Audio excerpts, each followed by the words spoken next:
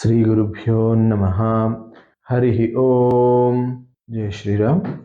Welcome to our next episode in our complete reading of Srimad Valmiki Ramayana. In the previous episode, we saw how Sri Ramachandra, Sitama, and Lakshmana have entered the Dandakaranya and how the demon or the Rakshasa Viradha was killed in the hands of Sri Ramachandra. And now, as Viradha suggested after his Sapa Vimochana, Sri Ramachandra, Sitama, and Lakshmana are embarking their journey towards Sarabhanga Ashrama. So before they embark their journey, Sri Ramachandra realizes that Sitama and Lakshmana both are really taken aback by the way they were attacked by Viradha. So he sort of tries to pacify them or tries to reassure them that they are all safe. And he says, see, we are not really used to the ways of the forest. Hence, we are in this sort of trouble right now, but this is not going to stay with us forever.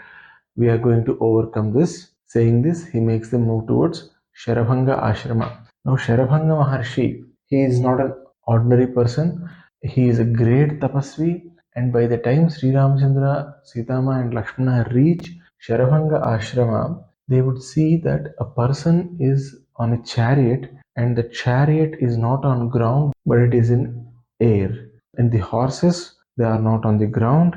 There are two men with vinjamaras, and these two men with their vinjamaras are fanning the person who is in the chariot. And then the chariot itself was looking wonderful. There were a lot of people around that person. All of them were in air, and each of them was looking like a 20-year-old. They were all having good swords in their hands, and the man in the chariot himself was radiating a lot of light out. Now Sri Ramachandra looks at the person and he says, no doubt the person who is here, he to me looks like Devendra. So, oh Sita, oh Lakshmana, you guys wait here. I would go inside and talk to Devendra and come back. I'd also try to understand how or why Devendra is here in Sarabhanga Rishi's ashrama. As Sri Ramachandra enters the ashrama, Devendra quickly looks at the other Devatas who are surrounding him and says, oh Devatas, before Sri Rama comes here and starts talking to me, we'll have to leave from here. The first time I should be talking to Sri Ramachandra is once he has completed the work for which he has come onto the earth. Now, that is Ravana Samhara, we all know that. Now, why does Devendra say this? That's something we need to understand. Saying these words, Devendra quickly moves from there and he moves towards the heavens.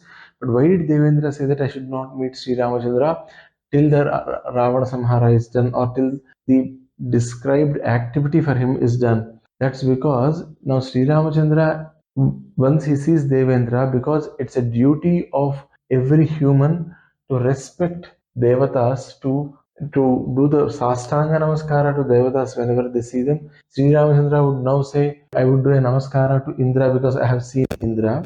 And that's a trouble for Indra because who is Sri Ramachandra here? Sri Ramachandra is an avatara of Vishnu. And now if Vishnu is going down to Indra, that's not the correct way, right? Because Achyutas like Shiva and Vishnu, they are above everyone. So all devatas normally go into the namaskara for them. So for Devendra, the trouble here is he has to do namaskara because he realizes that it's Mahavishnu. But when Mahavishnu himself is doing the namaskara, Indra cannot take it or reciprocate it at this because he is in a much lower strata when compared with Shiva and Vishnu. So at this particular point of time, to avoid all this confusion, Devendra quickly disappears from there. All the devatas disappear from there. Sri Ramachandra sees all this.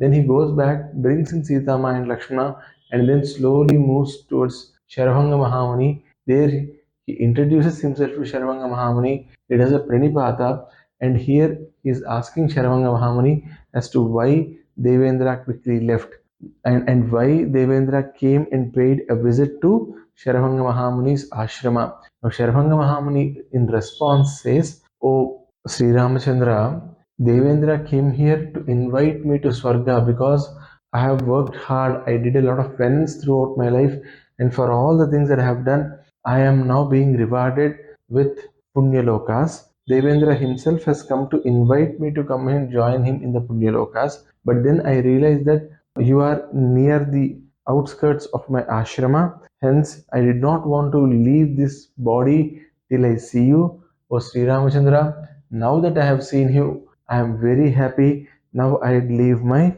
physical body. Sri Ramachandra is indeed very happy listening to all this, because a Mahamuni, he's showing his tapashakti, he's showing his power, he's showing the power of penance here. Sri Ramachandra looks at him and again touches the feet of the rishi. The rishi says, "Oh Sri Ramachandra, I have earned a lot of lokas with all the punya karyas I have done till now. I would give away all of that to you. Take it." Sri Ramachandra says, "No, I would rather go and get all that punya lokas by myself. I would do the tapasya. I will live like a good human being and I would achieve all that. So, O Mahamuni, kindly don't push me into this." And Sarabhanga Mahamuni becomes extremely happy. And then Sri Ramachandra asks the same question. "I have come here to ask you, Sarabhanga Mahamuni, as to where I can go in this Dandakaranya. Where should I stay? Where should I make a place for myself?" Sarabhanga Mahamuni laughs and says, "I am going to leave my body in the next few minutes. So, O Sri Ramachandra, go and meet Suteekshna. He will tell you as to where you can go and stay."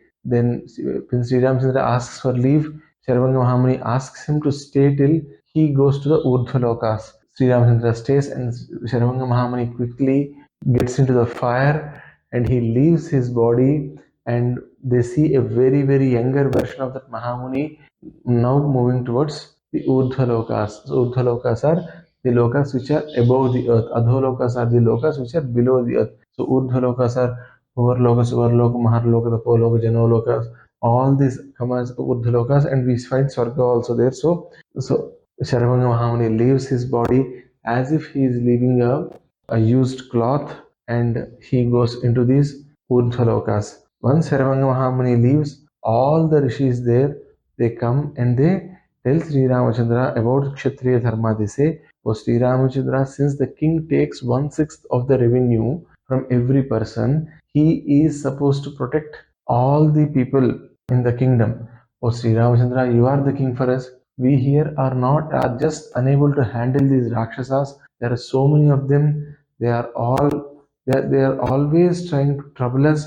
They are always trying to stop us from doing good things. So, O Sri Ramachandra, protect us from all of these demons, all these Rakshasas."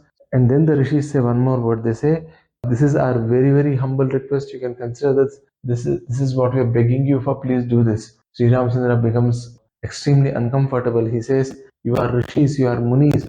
You should not be asking for help. You should be ordering me to do something. I and my brother, we both are wonderful archers, and if any Rakshasa comes and tries to disturb you from now on, they will see how good we are with our bows and arrows." The rishis, munis are all happy. Sri Ramachandra promises that he will take care of the security of all of these rishis and munis in that place. They are all very happy, and at this point of time, Sri Ramachandra leaves the Sarabhanga Mahamuni's ashrama and he starts moving towards Suteekshna's ashrama.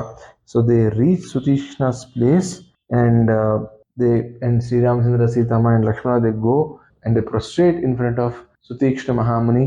Now, what does Suteekshna Mahamuni tell them? How does this go ahead? That's something we'll be seeing in our next episode.